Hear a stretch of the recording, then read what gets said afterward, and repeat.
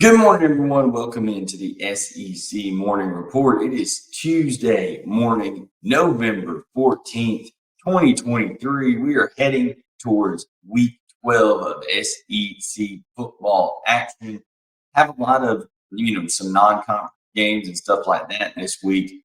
But guys, even news is ongoing. Even yesterday morning, as I had recorded the morning report early in the morning, news broke just a couple hours later that Zach Arnett had been fired from Mississippi State. So I'll give some thoughts on that a little bit later and what kind of position maybe the Bulldogs might be in. Of course, that came on the heels of the Jimbo Fisher saga. They're already looking for a new head coach, and the search is on there. And we are going to dive into the numbers, different matchups, even a Heisman Trophy little numbers matchup here that we're going to dive into a little bit later on in the show. But first, guys, we want to tell you about our friends over at betonline.ag.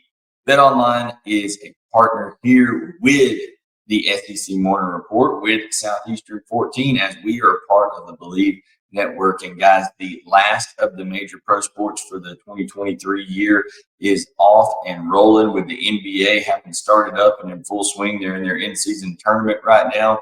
College basketball is going. There's some big matchups coming up on the hardwood in terms of college ball here soon. And BetOnline remains your top spot for all of your live betting action and contests, guys, whether it's the NFL. There was a big game last night between the Broncos and Bills. The Broncos win on a walk-off field goal. College football, we got all the action coming up this weekend.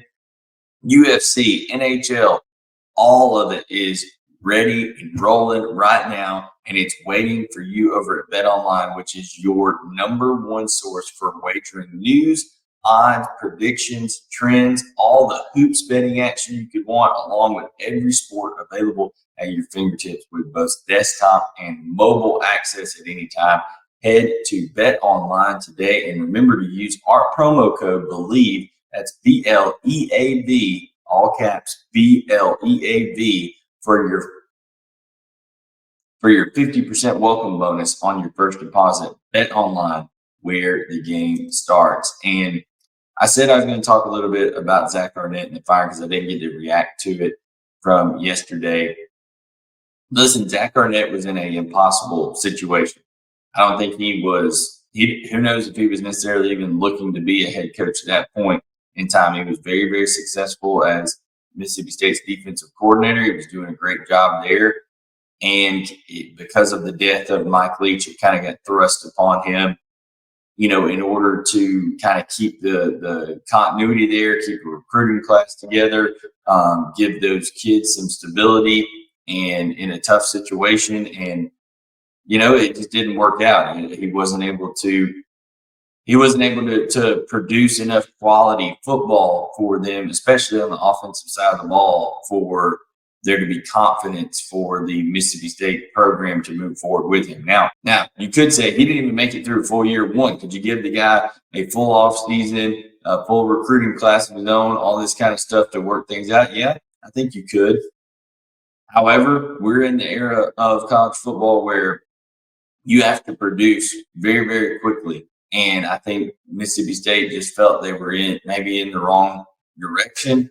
Maybe that Arnett wasn't fully prepared yet to be a head coach, but that's partially on the admin at Mississippi State more than it is on Zach Arnett. I think for putting him in that situation, for making that move early on. I think Zach Arnett is a great defensive coach. I think you could see him somewhere, LSU could possibly need a new defensive coordinator after this season. He would be a great hire over there.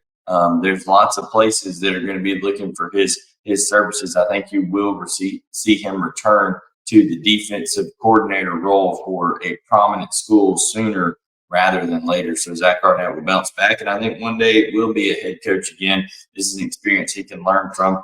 Mississippi State, who do you go out and get if you're Mississippi State? I think you have to go out and you have to find someone who understands that unique area, that unique circumstance, that unique vibe that Starkville brings. And certainly Mike Leach did that. He was able to make it his own, do his things. Dan Mullen had done that before. Dan Mullen is also without a job right now. And I think he has a great love in his heart for the city of Starkville, for that university. And I think it's at least worth making the call to get him back. I also don't think it would be so bad to basically let Texas A&M pay for a new head coach and them to go out and look at Jimbo Fisher. I think Jimbo Fisher would be great in Starkville. You talk about the expectations and how they're different than Texas A&M, and Jimbo's able to recruit and all this kind of stuff, and brings some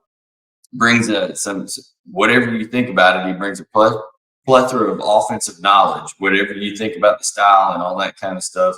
And you get some young coaches around him. Starkville could be a cool place for Jimbo to land if he decided to want to. But if I'm Jimbo, I'm going to sit on an island somewhere for 5 or 6 years and just, like that meme says, bring me my money, because that's exactly what I was doing if I'm Jimbo, with all that money being paid out. So it's going to be interesting to see who ends up at Mississippi State. But I didn't get to react to that yesterday morning because the news had not happened yet when I reported yesterday. But guys, as we always do, we're going to dive into the numbers here on the big matchups, and we're going to start with Tennessee's offense versus Georgia's defense this week up in Knoxville. You can see that Georgia has, really done some things very, very well. Their scoring defense, they're just not allowing people to put up points, 15.6 this year.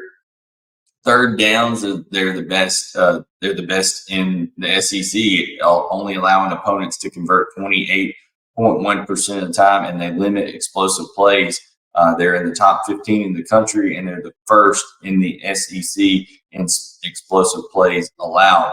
Now, two areas that they don't do great in, they're not going to produce a ton of sacks, although that has picked up at a higher rate as the season has gone on. They're 10th in the SEC with only 22 sacks. And then the red zone touchdown percentage. In the red zone touchdown percentage, Georgia is kind of a victim of their own success. They've only allowed people into their red zone 23 times on the year, which that is the best in the SEC. However, 16 of those times they have allowed touchdowns, and that is 13th in the SEC. So they have to continue to work on not letting teams convert opportunities in the red zone into touchdowns once they do arrive. Tennessee offensively, 32 points a game. That's 7th in the conference, so right there in the middle of the league. They do protect Joe Milton well, and Joe Milton can scramble around and has, is able to use his legs to avoid problems at times. So only 16. That's 2nd in the SEC, only behind Georgia, and we'll get to that in a little bit. Tennessee does a good job on 4th downs, and part of that is because they do a good job on 1st and 2nd down. They create convertible 3rd downs for themselves 44.6% of the time. To be elite, you would really love to have that number above 50%, but certainly not a bad conversion rate there for Tennessee at 44.6. And as bad as Georgia has been at stopping people from scoring touchdowns when they get inside their own red zone, Tennessee has been dreadful in terms of turning red zone opportunities into touchdowns. Really, Alabama, that hurt them earlier this year. And then, they just, I don't know. It's a little bit surprising because you would think a team that's so capable of running the football and also has a mobile quarterback, not somebody who looks to run, but has the ability to run like Joe Milton does. You think they would be just absolute money in the red zone when they get down there, but they have struggled to convert their 11th in the SEC in red zone touchdown rate. Explosive plays, they have not generated a lot of explosive plays at all, 11th in the SEC in that category as well. So this is going to be, it's going to be a good battle on 3rd down. Two teams that are good on their respective side of the ball. Two teams that are really bad on their respective side of the ball in terms of the red zone touchdown percentage. So weakness on weakness there, strength on 3rd down. And then Georgia has a clear advantage in terms of the explosives allowed. And that'll be the question. If Tennessee is going to have success in this game, they're going to have to find a way to create some explosives, particularly on the ground. And that is very tough to do against Georgia. However, on the road earlier this year against Auburn, a much different Georgia defense now than against Auburn, they struggled to keep contained a couple of times and allowed some explosive runs out around the edge on the perimeter. Georgia is fitting those runs much, much better now in terms of, Chance Chambliss, in terms of Michael Williams, in terms of safeties coming down and flying like crazy, Jamon Bullard, Tyke Smith at the star position. So there's lots to look at there, but Tennessee is going to have more explosive plays if they are going to have success in this game. They weren't able to generate a whole lot of those against Missouri this last week at Missouri. Now, when Tennessee is on defense, they're just allowing 20.2 points per game, and that's with allowing 36 points to Missouri last week. So third in the SEC in terms of scoring defense. Tennessee creates a lot of havoc as well, 33 sacks on the year, second in the league. Their average on third down, holding their opponents to 36.9%, right there in the middle of the league. Red zone touchdown percentage. Tennessee doesn't allow people to score touchdowns very often. Once you get in their red zone, under 50% of the time, they're at 46.8%. So doing a very good job of that. And they limit explosive plays as well, although they did not do a good job of that against Missouri. Coming into Missouri week last week, Tennessee had only allowed 31 explosive plays. They allowed 9 explosive plays, 9 plays of 20 yards or more against the Missouri offense in Como. So that would be a little bit of a hidden trend there in that, and a little bit of a concern for Tennessee there. Georgia, you just look at this and say, you got to look at the offensive ring and say, dadgum, Bobo, what are you doing, right? No. Lots of people thought Georgia would take a step back offensively with going from Todd Monken to Mike Bobo. There's even the narrative out there, what is Kirby doing, just promoting his friend, offensive coordinator? Well, it turns out he's able to keep the boat in between the buoys, so to speak, and all those weapons that return, particularly against Ole Miss with Amarius Mims at tackle position, with Brock Bowers, of course, I think the best player in all of college football, pound for pound, position for position. I think him coming back and him and Ladd McConkey being on the field healthy for the first time all year, that spells danger, Will Robinson, for opposing defenses. And you see right here, Georgia, over 40 points per game, second only to LSU, who's playing out of this world offensively, and we'll get to Jayden Daniels a little bit later on in this show. Georgia protects Carson Beck better than any quarterback in the conference, only 9 sacks this year allowed. They convert third downs better than anyone in the conference at 55.7%. So Georgia also, like I said, they're very, very good, particularly last week, getting 7-8 yards on first down. I mean, it's just so easy. You can then take your shots on second down, whether you hit them or not, then you still got convertible third downs. Georgia is doing very well, particularly being able to run the ball better on first and second down as of late. Red zone touchdown percentage, Georgia's creeping up a little bit. They've been one of the worst in the SEC in terms of when they get down there, turning them into touchdowns at times. They have scored from further out with some explosive as of late, so that has kind of not helped their red zone numbers because they're not getting into the red zone before they score. But Georgia's red zone touchdown percentage, this is a area where you got to look at that. Could be an advantage for Tennessee. On the road, it's always important to be able to convert red zone opportunities into touchdowns. Tennessee has the advantage there in this game, so we'll see if that remains true coming into and coming out of this Week 12 matchup. Explosive plays, Georgia does a really good job of creating those. They also, not only do they have these 62 explosive plays, these explosive plays are plays of 20 yards or more, they also have 18 explosive plays of 40 yards or more this year, which is already more than they had the entirety of the 2022 season, in which they won the national championship in a number of 15 games. So this Georgia offense is explosive this year, so something to look at there. Guys, when it comes to the numbers and the metrics and all that kind of stuff, listen, Tennessee's a good football team, and Tennessee's going to play at home. Tennessee's going to be playing with a chip on their shoulder because they got humbled a little bit this past week against Missouri.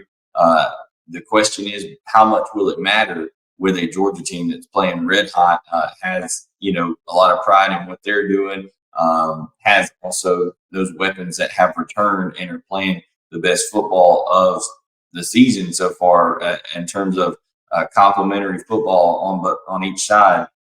Now, the question is, you have young linebackers and you have Carson Beck going on the road in a tough environment. He's done it before, but everybody's pointing to this environment, this Neyland environment that you have to go into, that the Tennessee fans are going to be rocking. It's going to be that 3:30 slot, so it's going to be getting dark, towards the second half of that game, towards the end of that game. It is going to be a good test for Georgia. Tennessee is a good football team. They have good players.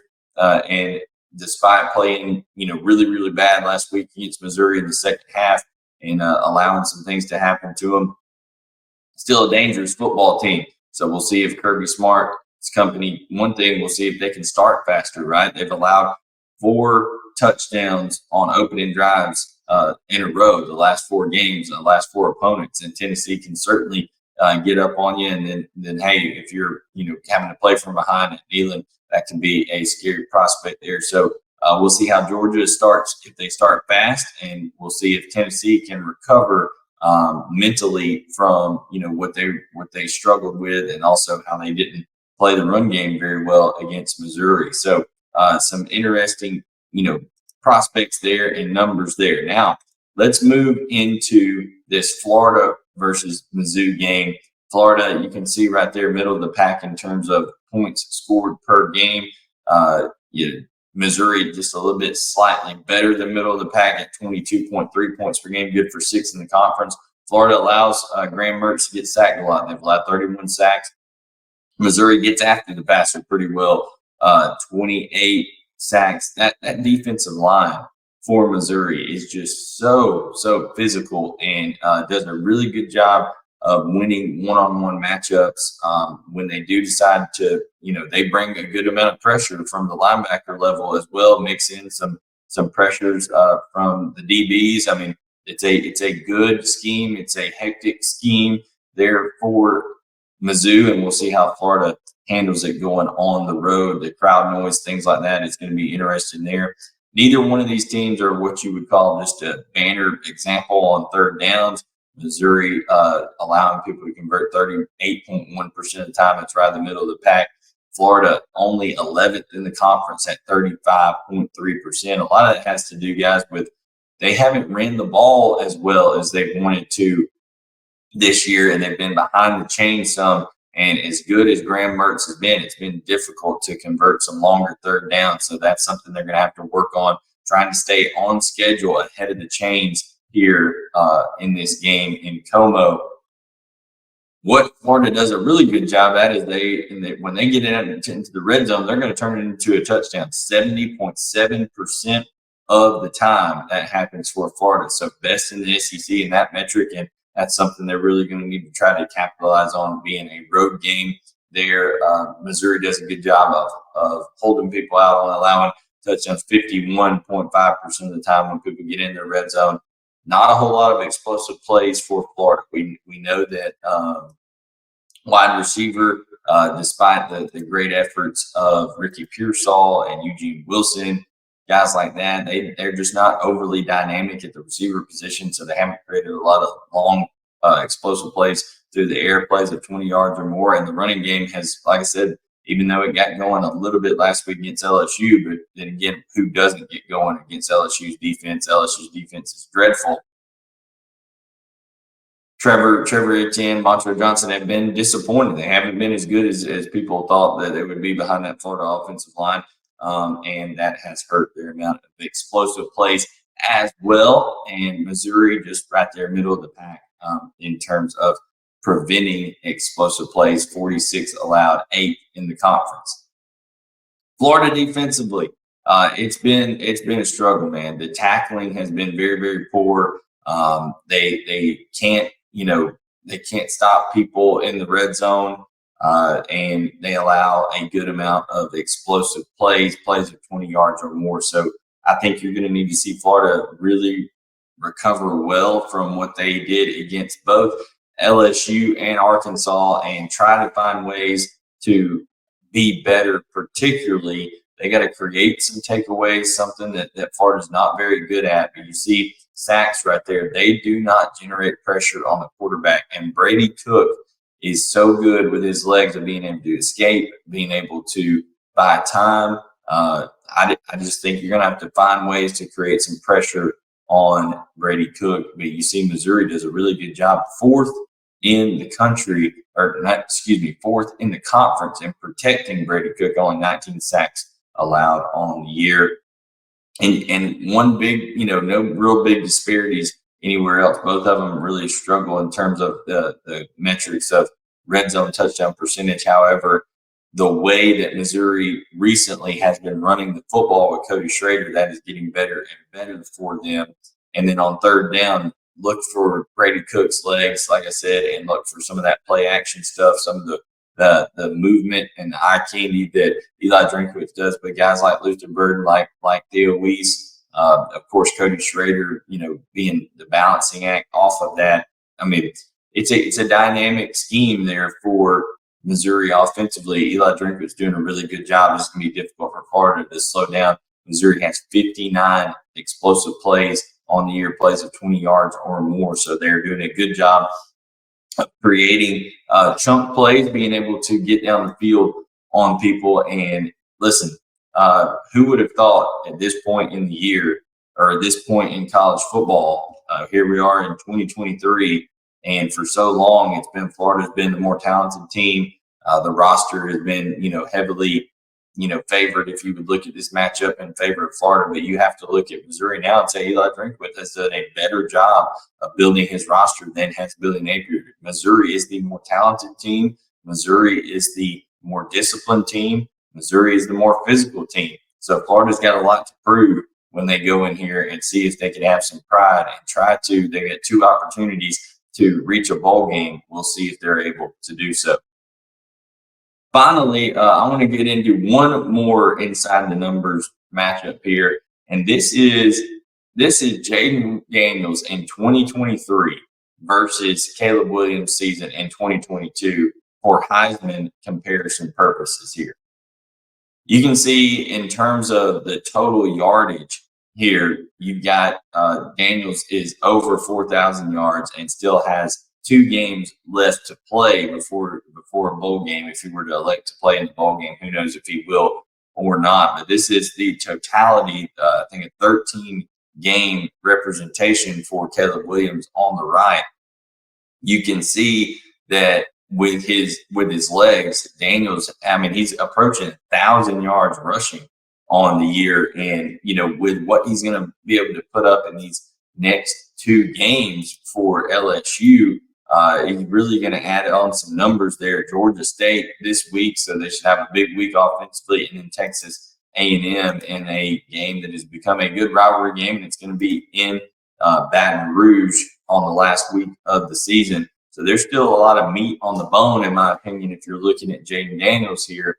And guys, you can see the touchdowns. I think his rushing touchdowns will go up. He's a more efficient passer than Caleb Williams was in 2022, 71.4%. Also, if you compare the two here, listen, the Pac-12 is a lot better, a lot more quality league this year than it was last year. Caleb Williams was doing it against a absolutely dreadful Pac-12 last year. Anytime they played a defense with a pulse, they struggled. Look at Utah. And then you've got Jayden Daniels. He's just eviscerated everybody all year. I don't think there's any comparison that, hey, if you put, LSU up against those Pac-12 teams, he would have double these numbers almost. Jayden Daniels would just be ripping through teams like crazy. Nobody besides really Oregon and Utah in the Pac-12 plays any semblance of defense at all. So I think Jayden Daniels deserves to win the Heisman Trophy as it stands today. You're talking about the best player in college football. He has certainly been that and been the most important to his team. Jayden Daniels isn't around. LSU probably has a couple more losses this year because their defense has been absolutely hot dog water bad. I mean, it has been awful, awful. They can't tackle. They can't fit the run. They get lost on the back end. They're beating people. They're scoring 50 points, but they're giving up, 30, 40 points. I mean, they lost to Ole Miss, giving up a double nickel to Ole Miss, even when they scored 49 themselves. So, LSU has squandered in terms of defensively, I said this yesterday, they've squandered a Heisman caliber performance by Jayden Daniels with their pitiful play on defense. But I don't think Jayden Daniels should be penalized for that. You look at what he's done against the teams he's done it against.